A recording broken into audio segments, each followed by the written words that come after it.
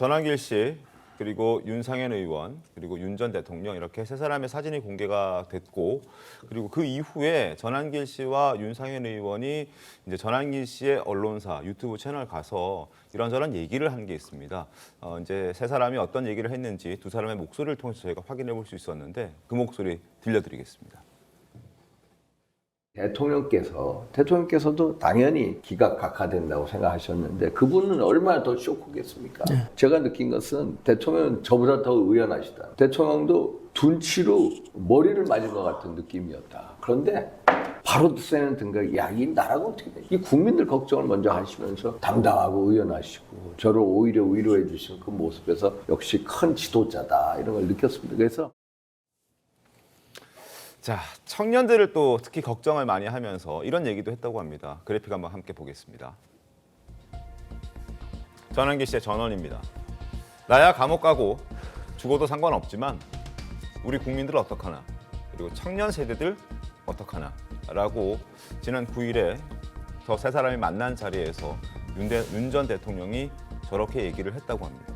자, 나야 감옥 가도 상관없다, 죽어도 상관없다. 국민과 청년들은 어떡하나 이런 메시지를 남겼는데 저 메시지에 담긴 의미가 어떻게 좀 해석을 사실 이제 선거를 할 때 제 21년 6월 달에 6월 29일 정치 선언을 할 때 제가 네. 그 전부터 같이 했습니다. 그때 이제 사석에서 윤석열 전 대통령이 했던 게 이 길이 편안하고 순탄한 길이 아니다. 넓은 문이 아니다. 좁은 문이고 굉장히 어려운 길이 될 수 있다. 그리고 뭐 언론에서도 나왔지만 자칫 뭐 패가 망신될 수도 있다. 네. 그런 여러 가지를 듣고 있고 본인도 그런 마음속에서 어떻게 보면 대선에 임했습니다. 네. 이제까지 한국 정치사에서 보수당이든 아니면 진보 세력 중에서 어떤 당에서 유력 후보가 돼서 된 대통령은 있었지만 제3지대에서 보수 정당에 들어가서 경선과 본선을 해서 대통령이 된 적은 처음입니다. 그렇기 때문에 한국 정치사에서 윤석열 전 대통령이 이런 대통령이 되는 그 과정은 굉장히 다르다고 볼 수밖에 없고 처음부터 그러니까 윤석열 대통령이 처음에 6월에 정치 선언할 때 네. 엑스파일이라는 게 있었습니다.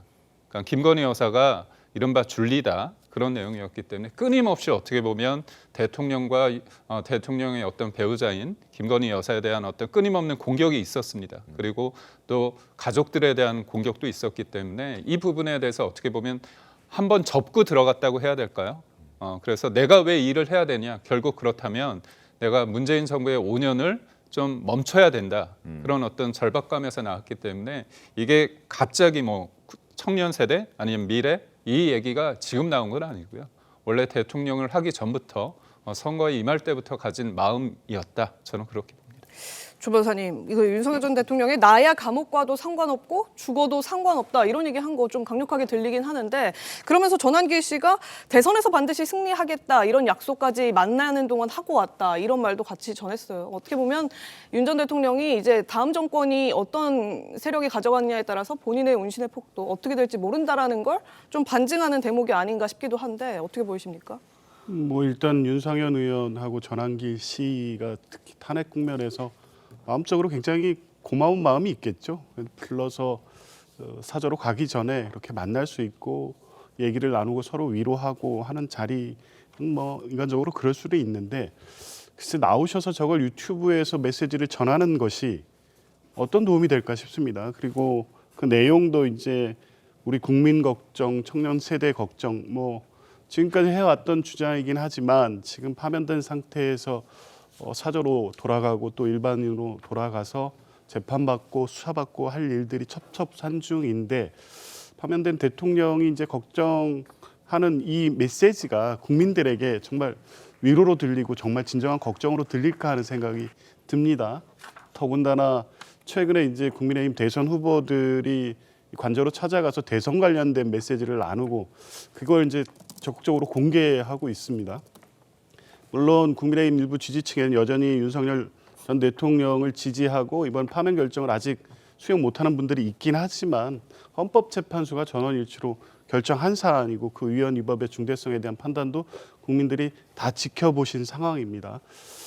그런 대통령의 메시지, 그것도 대선 승리의 메시지를 그대로 전달하고 이렇게 유튜브를 통해서 하는 것은 여전히 이렇게 불복의 메시지로 계속 들리고 있어서 국민들 보시기에는 좋지 않을 것 같아요. 그래서 뭐 전환기 씨나 윤상현 의원은 뭐 대통령의 그 뜻을 전달하는 게 의미가 있다고 생각할지 모르겠지만 그걸 자꾸 정치적으로 이용하려는 분들의 어떤 이런 행보는 자제되는 게 맞고요. 아직 국민들은 윤석열 대통령이 파면됐다는 그 사실 자체 그리고 그 과정 122일의 그 과정이 굉장히 고통스러웠던 기억으로 지금도 갖고 있습니다. 그런 부분을 고려하면 오늘 사저로 가실 때 승복 그리고 국민에게 진정한 사과 이 메시지 정도면 충분할 것 같은데 자꾸 이렇게 정치인들 만나는 게 국민들 보시기에 어떨까 싶습니다.